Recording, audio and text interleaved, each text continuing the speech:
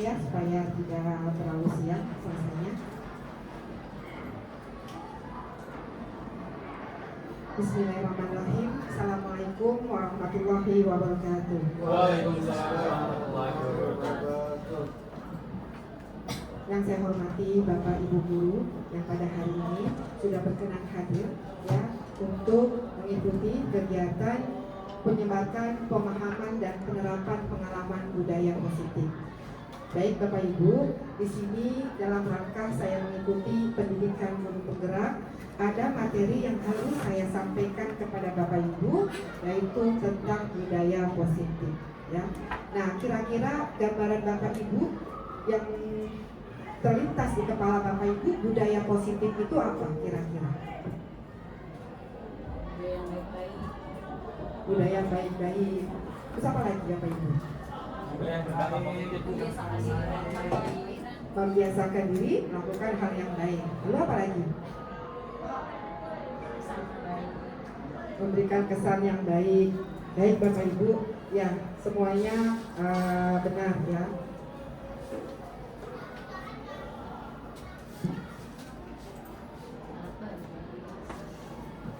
Nah, baik Bapak Ibu, di sini saya ingin awali dengan konsep inti budaya positif yang akan saya paparkan. Ya, yang pertama tentang perubahan paradigma baru. Kemudian nanti saya akan menerangkan apa sih itu disiplin positif.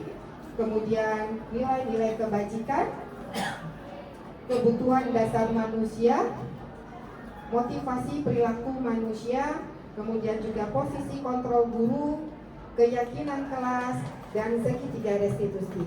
Dari 8 ini yang mencakup dalam kegiatan budaya positif. Nah, baik Bapak Ibu, pembelajaran paradigma baru. Kira-kira Bapak Ibu dalam belajar di kelas berpusat kepada guru atau berpusat kepada siswa? Baik, alhamdulillah. Berarti semua Bapak Ibu sudah melaksanakan pembelajaran berpusat pada siswa.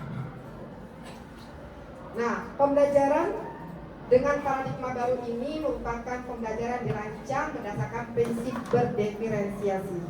Nah, kalau dikatakan berdiferensiasi itu adalah bahwa pembelajaran kita sudah berpusat pada siswa.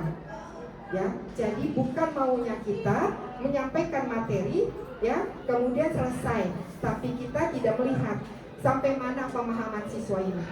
Ya, kemudian dalam berdiferensiasi itu berdasarkan dari gaya belajar. Karena anak-anak itu punya gaya belajar yang berbeda-beda. Ada yang dia senang dengan audio, ada dengan visual, ada yang dua-duanya. Nah, maka dari itu Bapak Ibu, apabila kita belajar berdasarkan pada murid, maka kita harus bisa menyampaikan seluruh yang ada. Misalnya, kita tidak hanya menampilkan atau ceramah saja.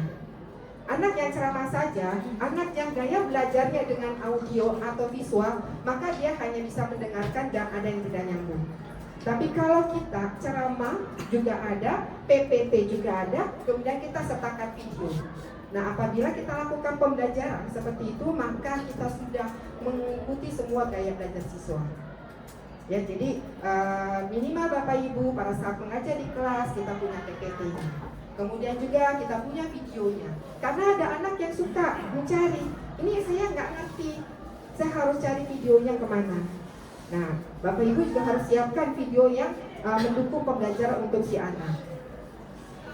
Sehingga para peserta pendidik belajar sesuai dengan kebutuhannya berdasarkan tahap perkembangan sesuai teori psikologi modern untuk mewujudkan profil pelajar Pancasila.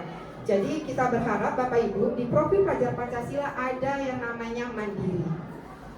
Ya, jadi apabila kita belajar menerapkan semua gaya belajar yang ada pada siswa, maka anak itu bisa melakukan secara mandiri dengan mencari video kita, ya. Maka dari itu Bapak Ibu, pembelajaran kita harus punya terekam dengan baik, ya. Jangan sampai pembelajaran Bapak Ibu itu hanya ada di laptop Bapak Ibu, tapi tidak bisa diakses oleh anak-anak.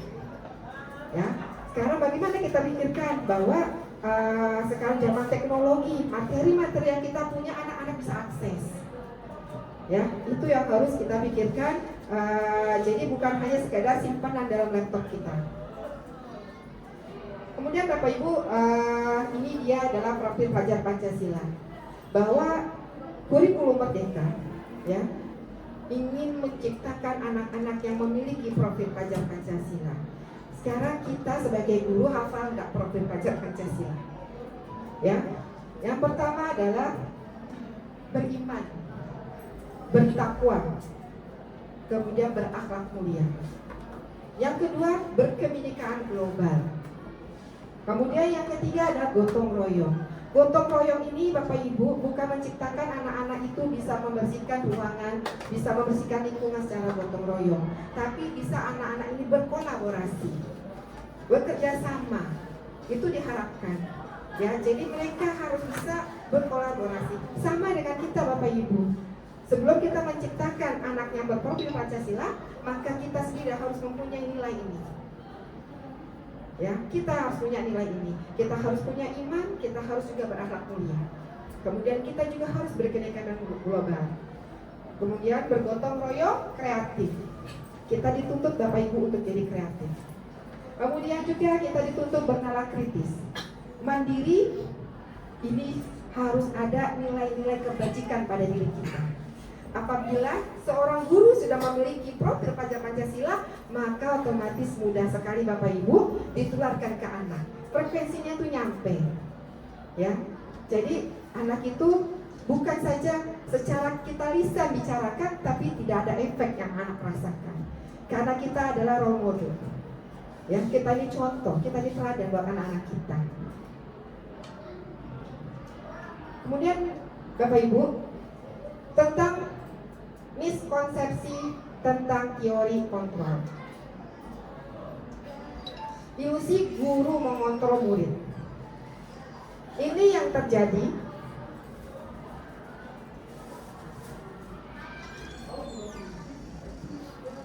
ya, bahwa kita sering melaksanakan atau sering melakukan mengontrol murid.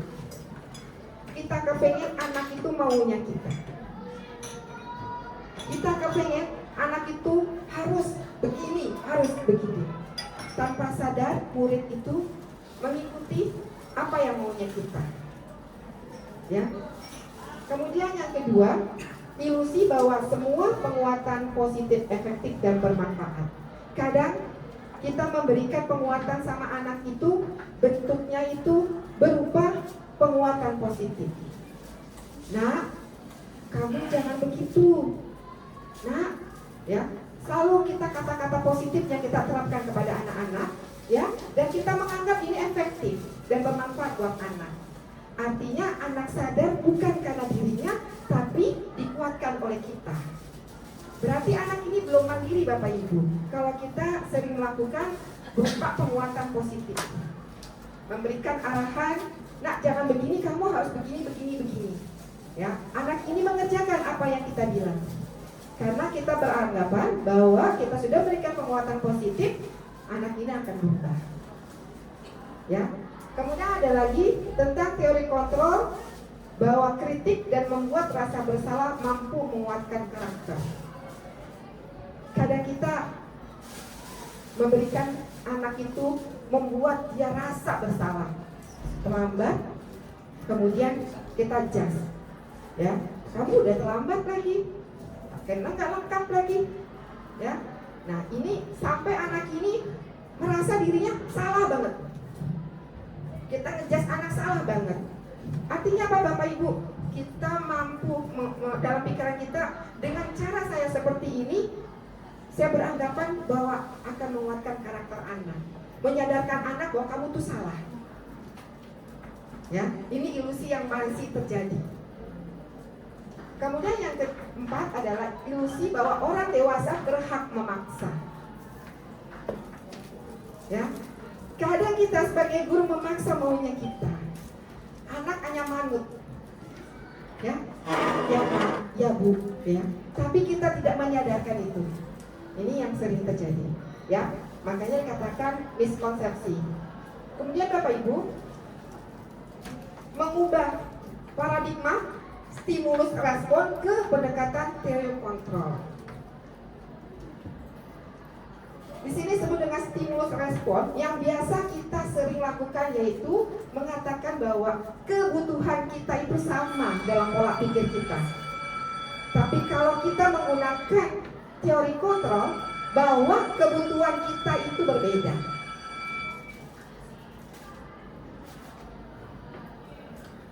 Kemudian juga stimulus respon yang kedua, semua orang melihat hal yang sama.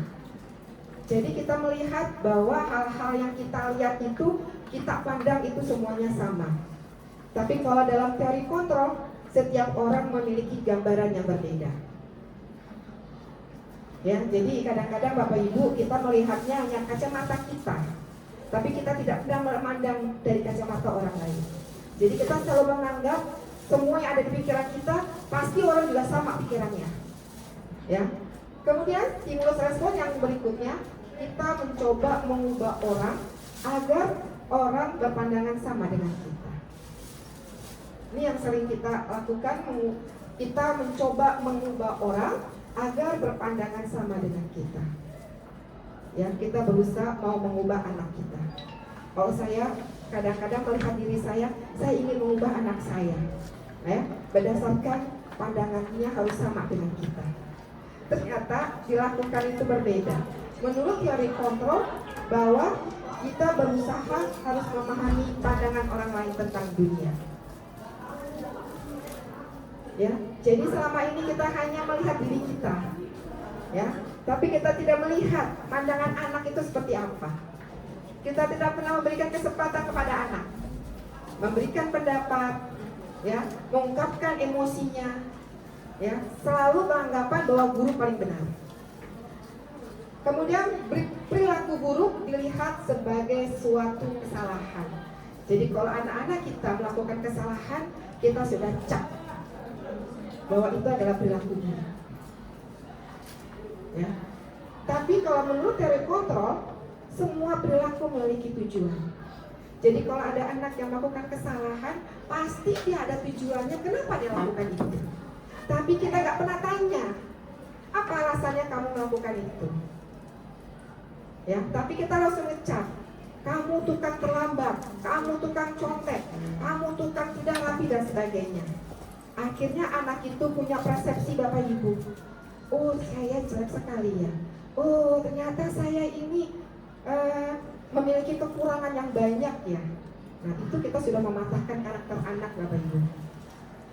Kemudian stimulus respon berikutnya adalah kita memandang orang lain bisa mengontrol saya. Ya, orang lain bisa mengontrol saya. Jadi kita berpikir kita bisa mengontrol murid. Ya, murid saya kontrol. Ya, kalau dia salah kita langsung tegur. Ya, artinya yang mereka lakukan itu berdasarkan kita, bukan kesadarannya mereka. Sedangkan berdasarkan teori kontrol, hanya Anda yang bisa mengontrol diri Anda. Jadi kita harus bisa menyadarkan Bapak Ibu bahwa yang bisa mereka melakukan hal baik itu adalah dirinya siswa, dan itu belum ada.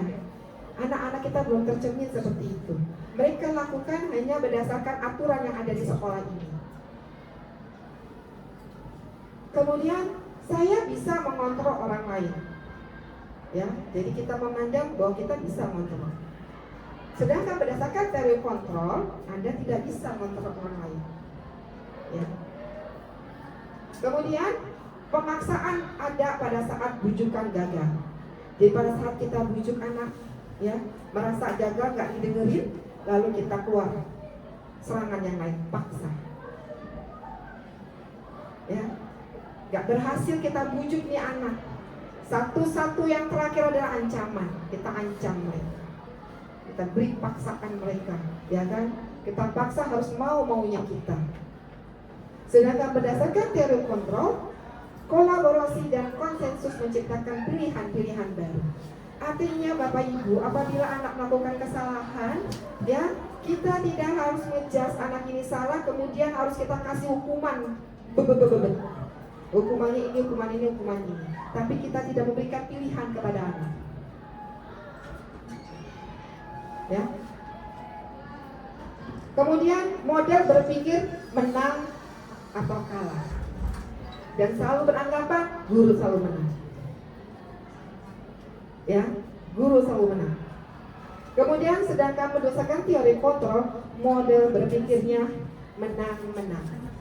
Gurunya bisa menyelesaikan masalah anak, anak bisa menyelesaikan masalahnya sendiri. Itu tugas kita Bapak Ibu. Kita udah tidak bisa lagi ngejudge anak, harus mengikuti maunya kita. Nah, inilah paradigma inilah yang masih melekat dalam diri kita. Semoga Bapak Ibu dalam kita mengetahui apa itu teori kontrol bisa mengubah pelan-pelan. Karena kalau kita ingin mengubah sesuatu, ya, kita harus sedikit-sedikit berubah sikap kita. Jika kita ingin mengubah sekolah ini, maka yang kita butuhkan adalah sikap gurunya untuk bisa mengubah. Ya, jadi diri kita sendiri Bapak Ibu kita ubah, baru kita bisa mengubah anak-anak kita melihat kondisi kita sendiri. Kemudian Bapak Ibu, di sini ada tentang disiplin positif. Sebenarnya apa sih disiplin positif? Mungkin kalau kita dengar kata disiplin itu kita berkaitan dengan namanya aturan, hukuman, peraturan, tata tertib. Nah, itu yang ada di pikiran kita. Disiplin. Bahwa anak-anak kita harus disiplin, ikutin aturan yang ada di sekolah. Itu yang ada selama ini. Sedangkan, ya, disiplin positif itu berasal dari kata disiplina yang artinya belajar. Ya, belajar mengacu pada disiplin diri yang memiliki tanggung jawab terhadap apa yang sudah dilakukan berdasarkan nilai-nilai yang diyakininya. Jadi disiplin diri itu adalah kita memiliki tanggung jawab, baik siswa atau baik guru. Kemudian tanggung jawab itu bisa dilakukan berdasarkan nilai-nilai keyakinan. Kemudian disiplin positif itu merupakan salah satu penerapan disiplin yang bertujuan untuk menumbuhkan kesadaran. Ya, jadi disiplin positif itu merupakan penerapan disiplin, ya, untuk tujuannya menumbuhkan kesadaran serta memperdayakan peserta didik tanpa imbalan atau penghargaan, ancaman atau hukuman. Nah, disinilah Bapak Ibu kita harus bisa menciptakan disiplin positif tanpa mereka lakukan itu ancaman dari kita. Ya, mereka sadar apa sih nilai-nilai keyakinan yang mereka miliki. Bahwa ternyata kita harus bisa menumbuhkan kesadaran ini Bapak Ibu. Nah, sebagai pendidik, tujuan kita adalah menciptakan peserta didik yang memiliki disiplin diri sehingga mereka berperilaku mengacu kepada nilai-nilai kebajikan. Tugas kita Bapak Ibu, ya. Kemudian memiliki motivasi intrinsik dalam perubahan perilaku ke arah. Nah, Bapak Ibu, kadang anak atau kita sebagai guru datang ke sekolah ini tepat waktu karena apa motivasinya? Atau karena kita ingin dilihat oleh pimpinan bahwa kita rajin, atau kita takut dihukum atau takut dicatat bahwa kita guru yang telat, atau kita datang ke sini tepat waktu karena memang kesadaran ini adalah tanggung jawab kita sebagai guru. Nah, motivasi-motivasi itulah yang kita renungkan, ya, bahwa anak-anak pun juga sama. Mereka datang ke sekolah itu berdasarkan karena apa? Kebanyakan anak-anak takut karena aturan yang ada di sekolah. Berarti motivasinya itu baru datang dari luar dirinya dia atau eksternalnya, ya. Atau dia pengen kelasnya diberikan reward. Lo datang pagi ya, supaya nanti kita dapat reward. Ya, berarti motivasi anak-anak ini berdasarkan karena penghargaan. Atau hanya karena apa? Kesadaran diri. Bu, saya memang mau datang pagi, Bu. Saya ingin menjadi orang yang disiplin. Nah, itu yang harus kita ciptakan seperti itu. Nah, nilai-nilai kebajikan. Nilai kebajikan ini nilai yang disepakati bersama, lepas dari suku bangsa, agama, bahasa maupun latar belakangnya. Bapak Ibu harus ngecek dalam nilai kebajikan yang kita miliki itu apa saja. Nah, contoh nilai kebajikan berdasarkan organisasi ini adalah profil pelajar Pancasila, bahwa kita sebuah organisasi dengan menggunakan kurikulum merdeka, maka kita berdasarkan profil pelajar Pancasila. Minimal Bapak Ibu punya iman dan takwa, berakhlak mulia. Bapak Ibu berpendidikan global, gotong royong, mandiri, kreatif, dan bernalar kritis. Kalau ini sudah ada di kepala Bapak Ibu, ya, maka kita kadang bertindak itu ingat dengan nilai kebajikan yang kita miliki. Atau berdasarkan organisasi IBO Primary Years Program, yaitu dia ada nilai toleransi, rasa hormat, integritas, mandiri, menghargai, antusias, empati, keingintahuan, kreativitas, kerjasama, percaya diri, dan komitmen. Ya, ini pun Bapak Ibu saya yakin punya nilai-nilai kebajikan Bapak Ibu ini. Atau dari keterampilan hidup kita dapat dipercaya, kita lurus hatinya, pendengar yang aktif, tidak merendahkan orang lain, dan memberikan yang terbaik dari diri. Ya, jadi Bapak Ibu minimal kita punya nilai-nilai kebajikan, ya, yang mendukung perbuatan kita ke depannya. Mudah-mudahan nilai-nilai ini bisa Bapak Ibu terapin ke dalam kehidupan Bapak Ibu. Kemudian kebutuhan dasar manusia. Nah, kebutuhan dasar manusia adalah segala sesuatu yang kita lakukan untuk mendapatkan apa yang kita inginkan. Seluruh tindakan yang kita lakukan pasti memiliki tujuan. Kemudian juga semua usaha yang terbaik kita lakukan adalah dalam rangka agar kebutuhan dasar kita terpenuhi dengan baik. Jadi Bapak Ibu, kalau ada anak yang melakukan kesalahan, pasti ada salah satu dasar kebutuhan yang tidak terpenuhi. Ya, pasti ada dasarnya.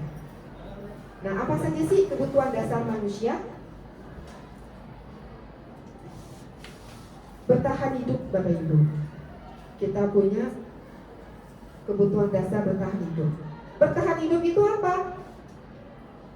Makanan, pakaian, ya, tempat tinggal, keamanan, kesehatan. Jadi kalau misalnya anak kita ya, yang sedang dia mencari perhatian, ya, yang dia punya masalah, yang selalu ada aja ulahnya, Bapak Ibu lihat, dia kelaparan enggak? Di rumahnya sarapan enggak? Rumahnya baik enggak? Dia sakit atau tidak? Ya, dan kadang kita nggak lihat ke situ, bahwa ternyata inilah kebutuhan kita. Kalau ini sudah terpenuhi Bapak Ibu, bertahan hidup, maka dia akan melakukan hal-hal yang baik. Kemudian kasih sayang dan rasa diterima. Ini kebutuhannya, rasa diterima, dipedulikan, berbagi, kerjasama, menjadi dalam kelompok. Kadang kalau di kelas kita lihat Bapak Ibu ada anak yang menyendiri. Ya, kemudian kenapa? Ternyata dia tidak bisa diterima sama teman-temannya. Ya, maka dia terlalu murung. Ya, dia murung. Kenapa? Karena dia nggak bisa diterima. Ternyata dia kurang kasih sayang dari orang tuanya, bapaknya nggak ada. Dia kurang kasih sayang dari bapaknya. Ibunya sibuk dengan kerjanya, nggak pernah ada perhatian untuk anaknya. Akhirnya apa? Bapak Ibu bisa menilai sikap anak yang butuh kasih sayang. Kemudian yang ketiga adalah kebutuhan penguasaan. Penguasaan ini adalah harga diri, keinginan untuk dianggap, memimpin, berprestasi. Jadi kadang Bapak Ibu, anak itu senang dihargai. Pada saat dia mencapai prestasinya, kemudian kita berikan aplaus, kemudian kita berikan dia wewenang, dikasih tanggung jawab, dia langsung puas. Saya ini punya, saya ini mampu. Nah, semua anak itu Bapak Ibu, kalau dia di kelas tidak bisa menunjukkan penguasaannya, maka dia lakukan penguasaannya di luar kelas. Misalnya apa? Pramuka. Di kelas dia nggak bisa unjuk gigi, pasti dia di luar dia bisa nampilin pramukanya. Dia mau warawiri, dia senang bekerja, dia senang koordinir teman-temannya. Karena memang setiap anak itu pengen diakui Bapak Ibu. Ya, anak-anak dianggap Bapak Ibu.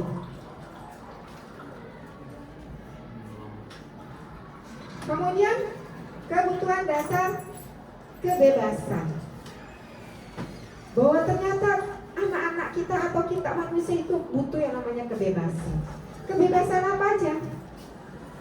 Mandiri, memiliki pilihan, mencoba hal baru, mampu mengendalikan arah diri. Kebebasan itu Bapak Ibu, kita harus memberikan anak itu bisa memilih. Kita sebagai guru saja diberikan kebebasan. Nah, maka dari itu Bapak Ibu, ya, kita berikan kebebasan kepada anak-anak. Tugas Bapak Ibu, ternyata kita tidak bisa menyamakan tugas satu siswa, satu kelas. Tugas itu disesuaikan dengan kebutuhan dan gaya belajar anak. Misalnya anak ini jago komputer, dia ingin bikin tugasnya pakai slide dan sebagainya. Kemudian ada anak yang dia nggak bisa komputer, dia pengen membuat gambar. Ya, dia lihat dia pakai gambar. Oh, saya pengen pakai gambar Bapak Ibu. Sebenarnya diizinkan Bapak Ibu. Jadi sebenarnya kalau kita tidak memberikan pilihan kepada anak, berarti kita masih belum memberikan kebebasan kepada anak. Karena gaya belajar anak-anak itu berbeda.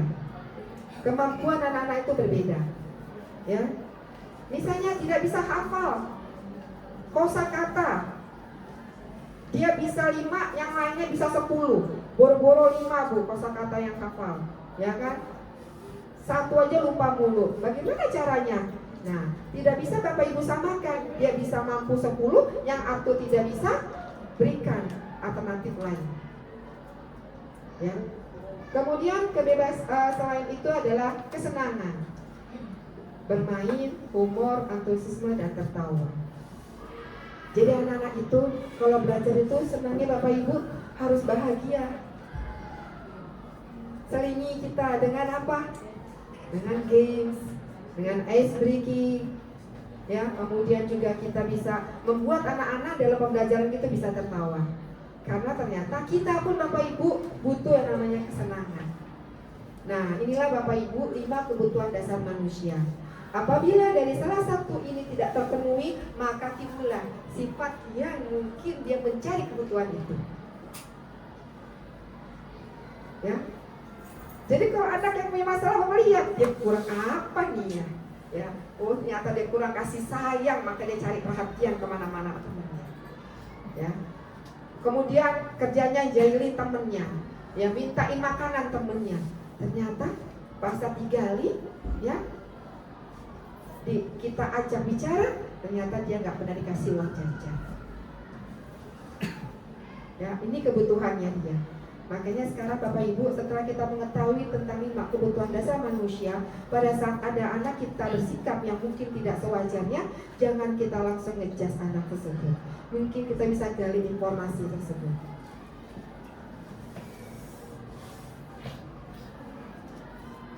Motivasi perilaku manusia. Ya, tadi yang saya katakan ada 3 motivasi. Ada intrinsik dan ekstrinsik. Ya. Yang pertama ini adalah untuk menghindari ketidaknyamanan atau hukuman. Ya, jadi motivasi manusia itu tergantung tadi. Bapak Ibu datang ke sekolah tepat waktu karena ingin apa? Takut dihukum, takut dicatat sama guru piket, takut dipanggil kepala sekolah.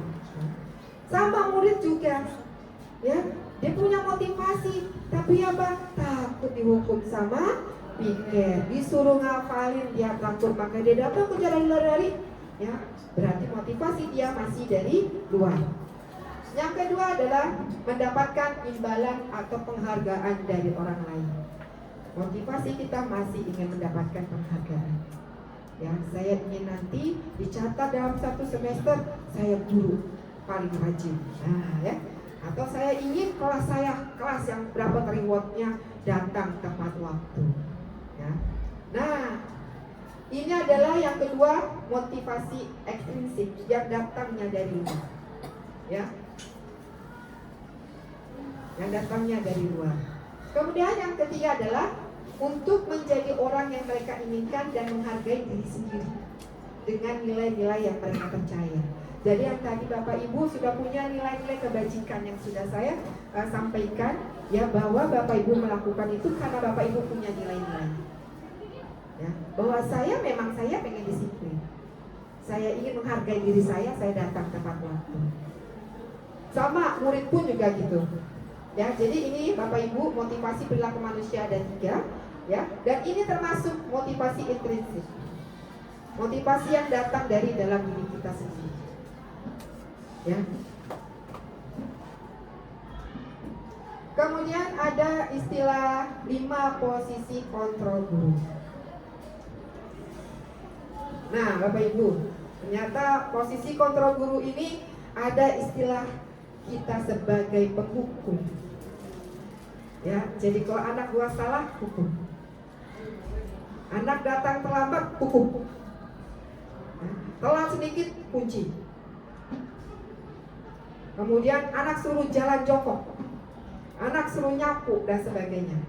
Ya, ini penghukum. Atau kita sebagai pembuat merasa bersalah. Gak pernah kita hukum, tapi kita jalan. Kamu tuh ya, ya udah tuh jas, ya. Dan dia terus kita lihat sosok mukanya nih, kalau udah lesu, kita udah berhasil nih anak ini ngaku bersalah nih. Ya. Atau kita sebagai teman, pas saat datang terlambat, ya lain kali jangan kayak gitu ya. Ya, udah sana masuk teman. Atau kita sebagai pemantau, ya kita hanya lihat saja, ya bagus, ya. Kita hanya mantau saja, gak pernah kita tegur, atau tegurnya pun juga hanya sekedar mengingatkan saja, ingat ya kamu terlambat dan sebagainya. Atau kita sebagai manajer, ya ini Bapak Ibu, bahwa pada saat saya belajar saya sadar diri, oh selama ini saya posisinya mana ya? Bapak Ibu bisa mengukur dirinya sendiri, saya posisinya gimana ya? Apakah saya sering hukum anak, gitu kan? Anak yang ngerjain tugas dihukum, anak datang terlambat dihukum, anak minum dihukum, anak makan dihukum. Atau kita membuat merasa bersalah. Bapak Ibu yang bisa menentukan ini, kita sebagai anak. Diharapkan Bapak Ibu, ya. Ini contohnya Bapak Ibu ya. Kasusnya siswa tidak memakai atribut lengkap saat upacara bendera. Ya. Nah, hormat bendera selama 1 jam. Kira-kira kontrol gurunya di mana ini? Sebagai apa nih Bapak Ibu? Hah? Penghukum. Ya. Jadi anak nggak pakai seragam, kita suruh hormat bendera. Ternyata penghukum. Kemudian coba Bapak Ibu, bisa Bapak Ibu baca nadanya bagaimana kira-kira? Bisa? Boleh Bu Saidah? Ya. Nadanya gimana? Berapa kali ibu harus bilang ke kamu tuh selalu saja mengecewakan ibu, maunya gimana sih? Kira-kira posisi kontrolnya apa Bapak Ibu? Ya, membuat merasa bersalah. Ya, kemudian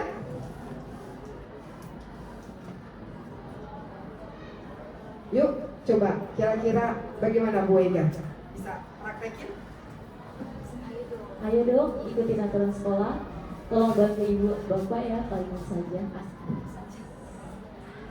Ya sudah, tidak apa-apa. Lain kali jangan sampai berbuat seperti ini lagi ya. Kira-kira posisinya apa Bapak Ibu?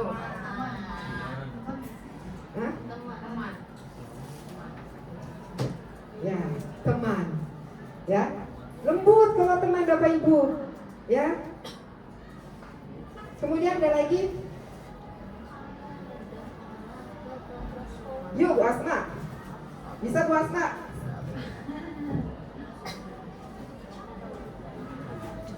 Bisa baca? Ya, baca. Oh, nggak bisa. Bu Indah deh, Bu Indah.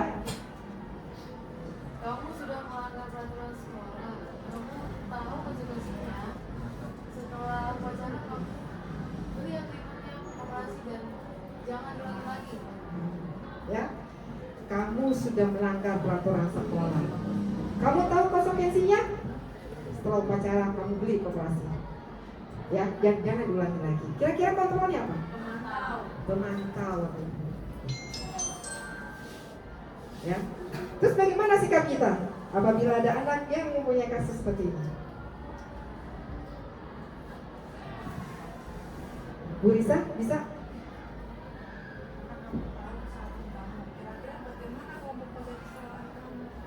Ya. Apakah kamu tahu kesalahanmu? Jadi kita tidak menjawab langsung ngejas anak itu salah. Biar dia yang menjawab sendiri Bapak Ibu, bahwa dia itu salah dan dia yang mengatakan dia yang salah. Kita hanya memberikan pertanyaan. Ya, apakah kamu tahu kesalahan kamu? Kira-kira bagaimana untuk memperbaiki kesalahanmu? Jadi ada interaksi Bapak Ibu, ada percakapan. Kita tanya jawab kepada siswa tersebut. Ya. Jadi jangan kita ngejas anak langsung kamu salah dan sebagainya. Ya. Ini adalah manajer. Diharapkan Bapak Ibu posisi kontrol kita adalah sebagai manajer. Ya. Kita selalu menanyakan kesalahan anak itu bukan karena dasar kita langsung menilai.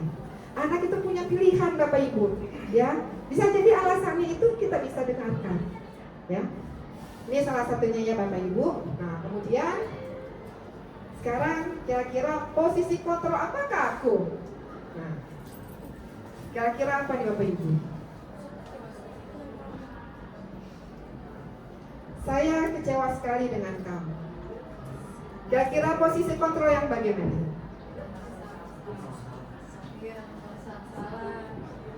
Coba? Ya, membuat merasa bersalah. Kemudian posisi kontrol yang kedua, kamu tidak pernah benar melakukannya.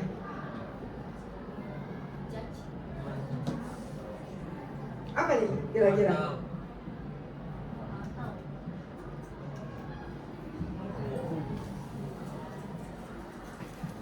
Ya, kadang-kadang kita malu sendiri Bapak Ibu sering hukum siswa. Ya, dosa kita banyak sekali Bapak Ibu. Ya, kira-kira ini Bapak Ibu apa?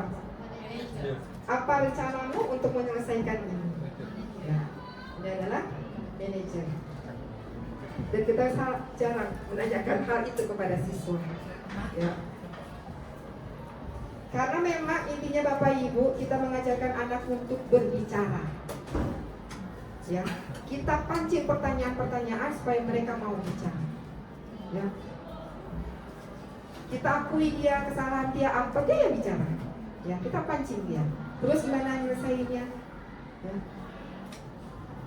Kita tidak mencari siapa yang salah. Semua manusia itu pasti pernah punya salah Bapak Ibu.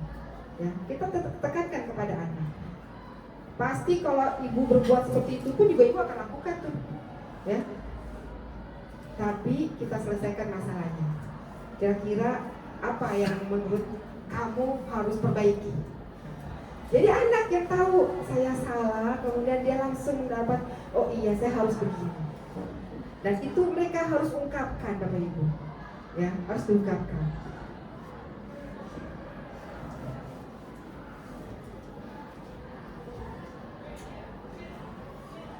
Ayo lakukan demi Bapak Ibu. Ayo lakukan demi Ibu. Tolong please. Kira-kira apa Bapak Ibu? Cuma ya. Kemudian ada lagi, kamu tidak pernah mendapatkan nilai jika tidak mengerjakan tugas. Kira-kira apa Bapak Ibu?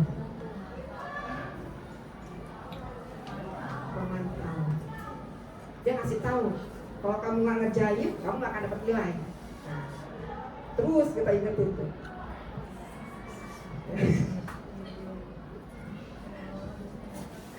Ya Bapak Ibu, ini gambaran tentang posisi kontrol burung. Ya, nah, maka dari itu Bapak Ibu kita di sini sama-sama belajar. Ya, saya pun juga mungkin saya hanya lebih tahu lebih dulu saja dan saya pun masih memperbaiki. Ya, banyak dosa-dosa ya bahwa kita sering ngejudge anak kita. Ya, Bapak Ibu, apabila kita sudah dapat ilmunya, mari kita sama-sama. Ya, nah Bapak Ibu masih ada ya. Gimana caranya kita membuat keyakinan kelas? Ya, sebelumnya kita ice breaking dulu ya Bapak Ibu.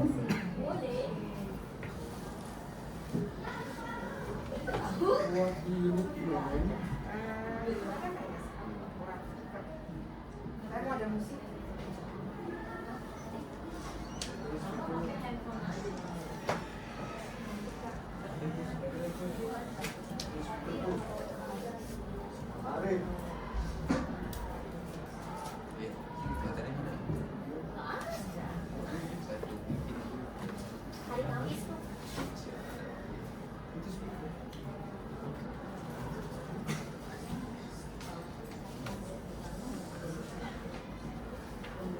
Apa sih?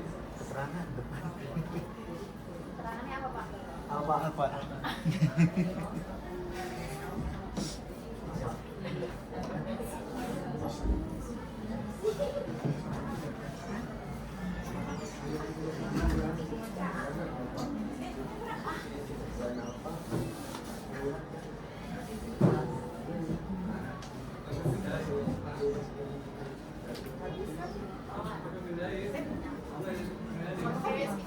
Ada Bu? Iya siap Bu.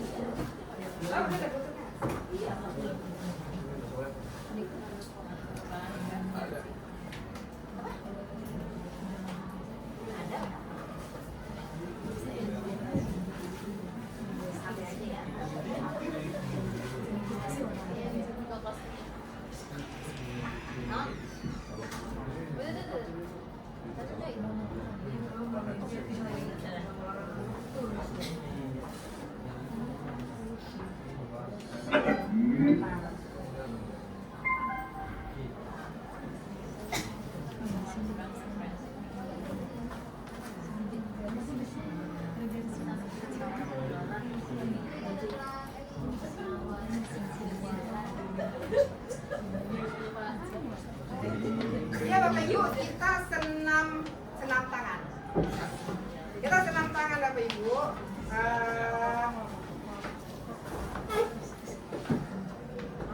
Pakai jangan dulu.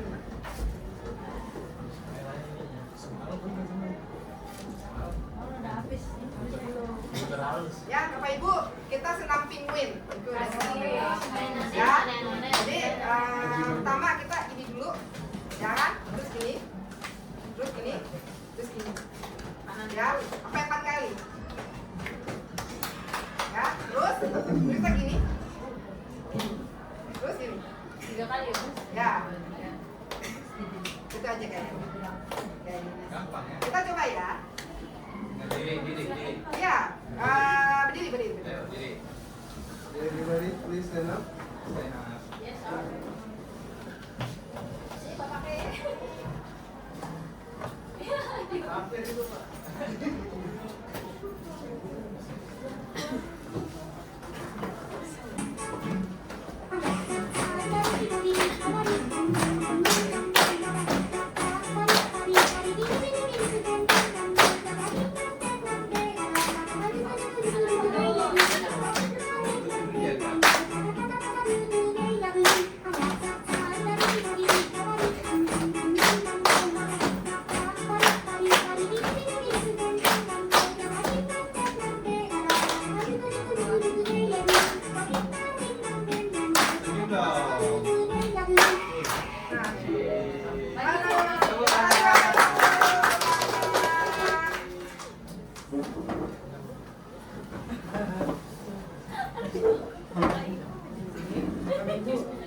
Kita mulai sekarang cari ice breaking buat diterapkan di kelas. Ya, karena kalau kita selingin anak-anak itu pas saat get down, pas saat dia bergerak tubuh kita, kemudian mereka menyanyi atau bergerak itu bisa merefresh gitu ya. Nah, jadi mulai sekarang ya kita sama-sama belajar. Nah, Bapak Ibu, tadi relax sejenak saja dulu.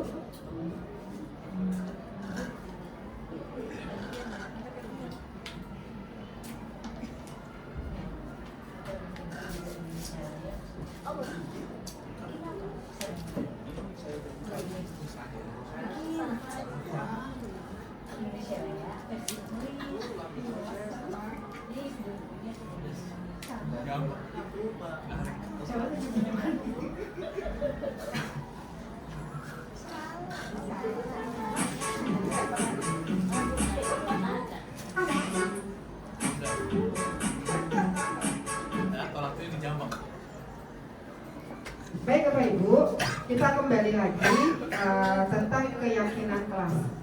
Mungkin kita sering dengar keyakinan kelas. Kenapa sih? Mengapa sih keyakinan kelas bukan peraturan kelas? Ya, kadang-kadang kita bikin aturan di kelas kita. Tapi kalau di sini bukan peraturan Bapak Ibu, yaitu keyakinan. Kenapa? Kalau peraturan Bapak Ibu satu arah. Dan itu istilahnya kita yang menciptakan peraturan. Jangan berisik, jaga kebersihan, itu peraturan. Ya. Sedangkan keyakinan kelas itu dibuatnya bersama. Ya, dibuatnya bersama. Ya, atau disebut dengan kesepakatan kelas.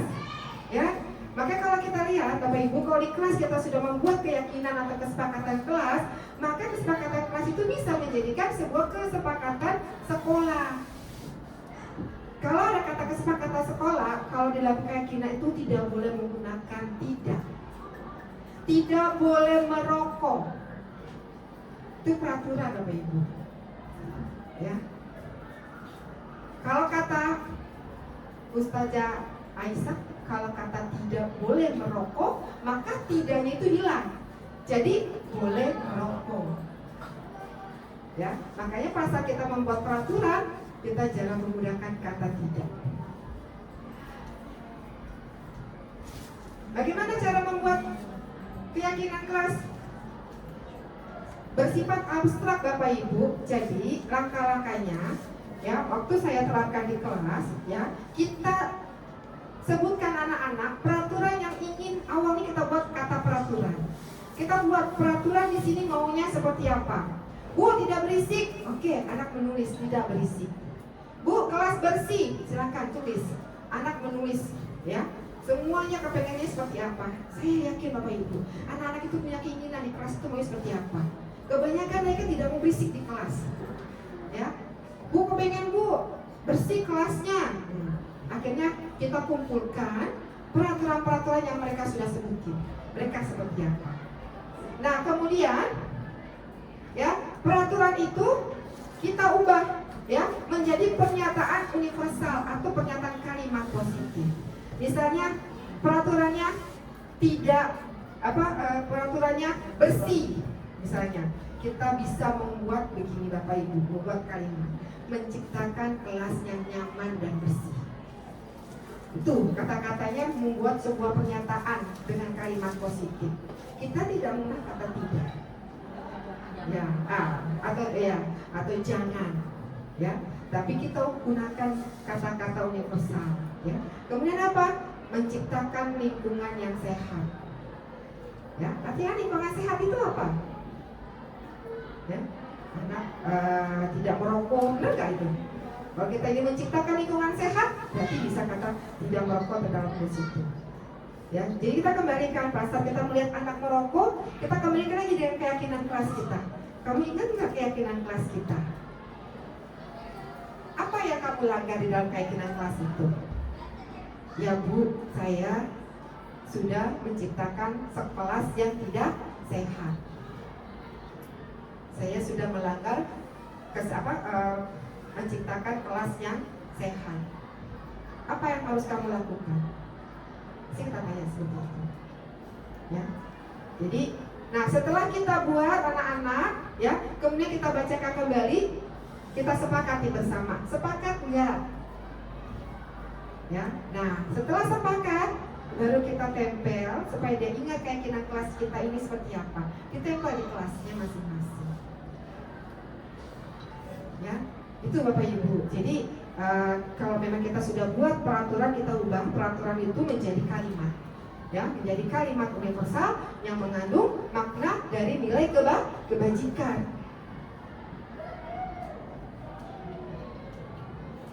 Nah, ini bisa Bapak Ibu lakukan seperti ini. Anak mengungkapkan ekspresinya, memberikan ide-idenya. Silakan tampung Bapak Ibu. Setelah tampung baru kita bisa menyimpulkan apa yang ingin anak-anak sampaikan. Barulah kita buat, ya. Itu disebut dengan keyakinan kelas. Kemudian segitiga restitusi. Nah, kalau kita posisi kontrol kita sebagai manajer Bapak Ibu, maka yang Bapak Ibu lakukan adalah menerapkan segitiga restitusi, yaitu proses dialog yang dijalankan oleh guru agar dapat menghasilkan murid yang mandiri dan bertanggung jawab. Ya, jadi kita lakukan itu diskusi atau dialog Bapak Ibu. Yang tadi Ibu lihat manajer, ya, apa yang sudah kamu lakukan hari ini? Apa kamu membuat kesalahan? Nah, itu dialog Bapak Ibu. Ya, supaya kita mewujudkan mandirinya anak-anaknya. Nah, ini segitiga restitusi itu, yang pertama itu menstabilkan identitas, menanyakan validasi tindakan yang salah, baru menanyakan keyakinan. Jadi kan stabilkan identitas dulu Bapak Ibu. Contohnya seperti apa? Menstabilkan identitas. Nah, berdasarkan prinsip membuat kesalahan adalah bagian dari proses pembelajaran.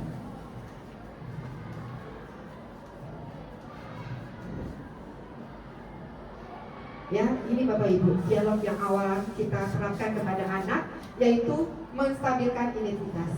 Berbuat salah itu wajar. Tidak ada manusia yang sempurna. Ibu Bapak juga pernah kok lakuin itu. Ibu Bapak tidak mau mencari siapa yang salah, tapi Ibu Bapak ingin mencari solusi dari permasalahan ini. Kamu berhak merasa begitu. Jadi kita stabilkan identitasnya dulu. Kita uraikan, dia tahu kesadaran dia. Ya, itu dialog awalnya. Kemudian validasi tindakan yang salah. Ya, berdasarkan prinsip setiap perilaku berupaya memenuhi suatu kebutuhan yang tertentu. Jadi anak melakukan kesalahan itu pasti ada tujuannya Bapak Ibu.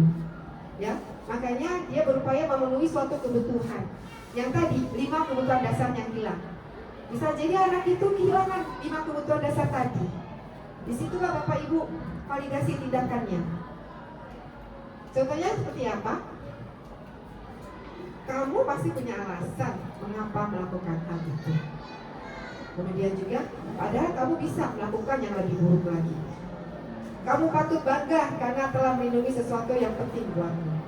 Kamu melakukannya karena mempertahankan sesuatu yang penting bagimu. Ya, jadi anak ini punya alasan Bapak Ibu. Ya, kita tanya, ya, bahwa dia pasti ada alasannya. Tanyakan itu, biarkan dia bicara. Kemudian yang ketiga adalah menanyakan keyakinan. Berdasarkan prinsip teori kontrol bahwa pada dasarnya kita termotivasi secara intrinsik. Sebenarnya kita punya motivasi dalam diri Bapak Ibu, ya. Kemudian kita punya niat yang baik, kemudian didukung karena adanya peraturan yang ada di lingkungan kita, ya.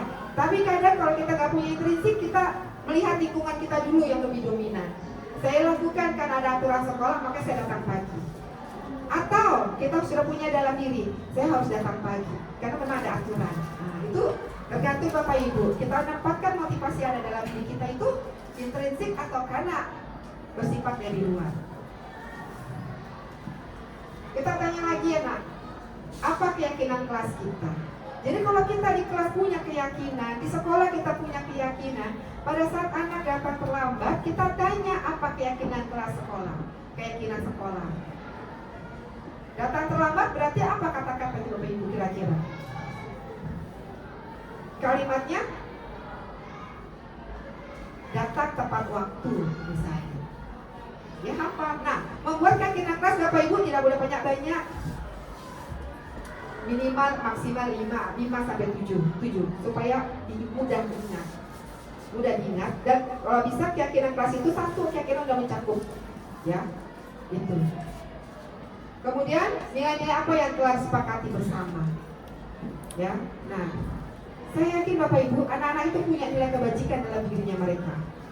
Ya, itu yang harus kita keluarkan, bahwa mereka itu punya, ya, dia punya sifat mandiri, dia punya sifat kerjasama, gitu. Kadang-kadang dia tidak bisa menempatkan posisinya dia di mana. Ya, kamu ingin menjadi orang yang seperti apa?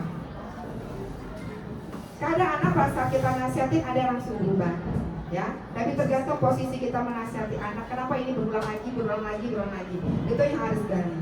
Mungkin kalau BK sudah paham apa yang harus mereka gali, coachnya seperti apa.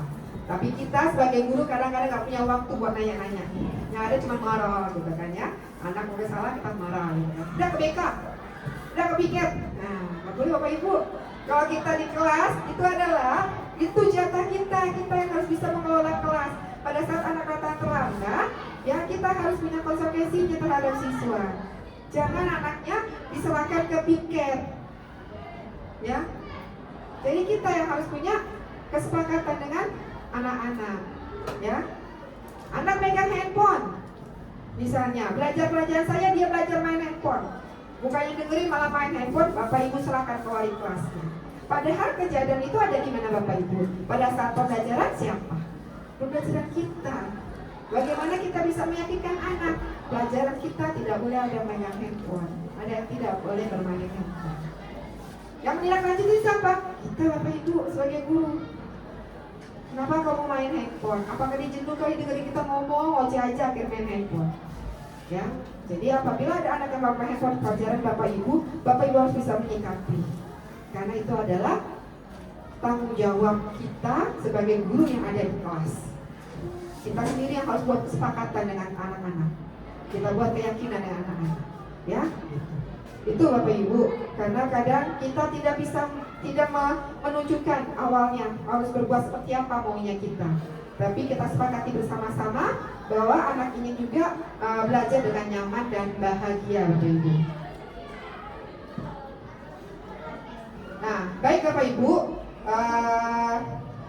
penutup dari saya, dalam penerapan program disiplin positif, hendaknya guru memiliki standar kepribadian, profesional dan sosial yang baik, di mana guru mampu merefleksikan dirinya dalam posisi kontrol saat ini. Ya, bagaimana perjalanan diri sebagai among atau manajer yang menuntun murid-muridnya menjadi insan yang mandiri, merdeka dan bertanggung jawab. Jadi Bapak Ibu, kalau kata Ki Hajar Dewantara, guru itu ibarat seorang petani menanam padi. Menanam padi itu, ya, dia mempunyai ladang tanah yang baik. Tergantung siapanya. Biar padinya tumbuh baik, maka tergantung petaninya. Diberikan pupuk, diberikan hama pemati serangga, ya, disiram setiap hari, ya, maka dia akan tumbuh baik. Kalau dia bibitnya baik Bapak Ibu, padinya bibitnya baik tapi ditanam di tanah yang tidak pernah diurus oleh petani, apakah dia akan baik? Tidak. Sama dengan murid. Tugas kita di sini menuntun Bapak Ibu supaya anak ini punya kodrat. Setiap anak itu punya kodrat alam dan kodrat zamannya. Ya, bahwa kita bertugas menuntun mereka, mengarahkan mereka menuju kodratnya mereka. Setiap anak itu unik, punya keunikan masing-masing. Mungkin itu yang bisa saya sampaikan Bapak Ibu. Di sini kita sama-sama belajar bahwa banyak yang harus kita perbarui, ya. Karena zaman teknologi semakin canggih, informasi ilmu yang terus update, maka kita pun sebagai guru, cara ngajar pun juga harus kita update. Cara komunikasi kita terhadap siswa juga kita harus update sesuai dengan lingkungan dan teknologi yang ada. Mudah-mudahan Bapak Ibu bisa memahami, ya, proses pembelajaran kita menuju kurikulum merdeka di tahun depan, ya, bahwa untuk menciptakan anak-anak, ya, berarti kita dulu Bapak Ibu, ya. Mari Bapak Ibu kita belajar memperbaiki diri kita. Insya Allah Bapak Ibu mempunyai standar kepribadian, ya, dan juga mempunyai profesional. Sebelum saya akhiri, saya juga mau senam lagi Bapak Ibu, ya. Sepertinya banyak yang ngantuk ya. Nah, sekarang senamnya itu tangan diputar-putar.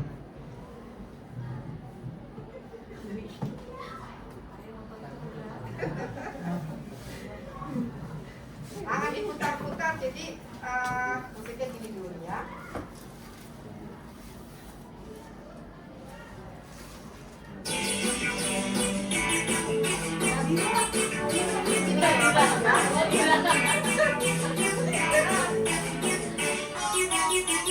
Tangan diputar-putar, berputar. Tangan diputar-putar, peganglah bahu. Tangan diputar-putar, peganglah lutut. Digoyang-goyang, digoyang-goyang, digoyang-goyang.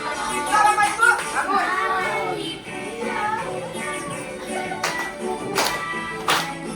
Tangan diputar-putar, peganglah bahu. Tangan diputar-putar, peganglah lutut. Digoyang-goyang, digoyang-goyang, digoyang-goyang. Diputar-putar, diputar ke atas. Diputar-putar, diputar ke bawah. Diputar-putar, diputar ke kanan. Diputar-putar, diputar ke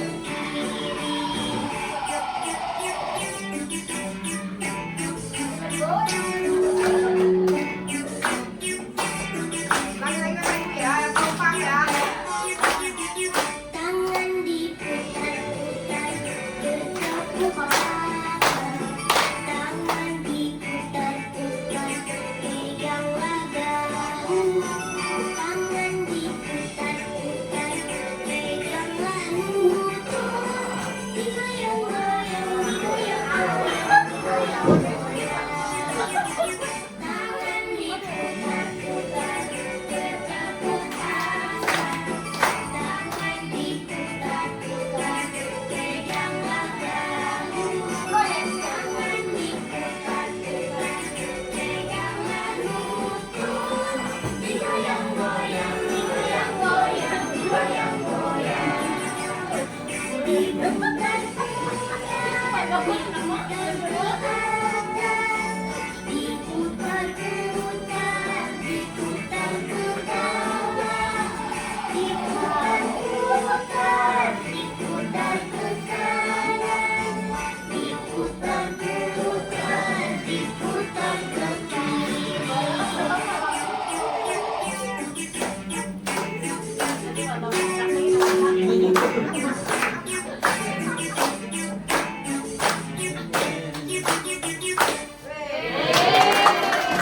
Terima kasih Bapak Ibu atas waktunya. Semoga lebih rileks lagi. Saya akhiri. Assalamualaikum warahmatullahi wabarakatuh. Luar biasa. Diputar.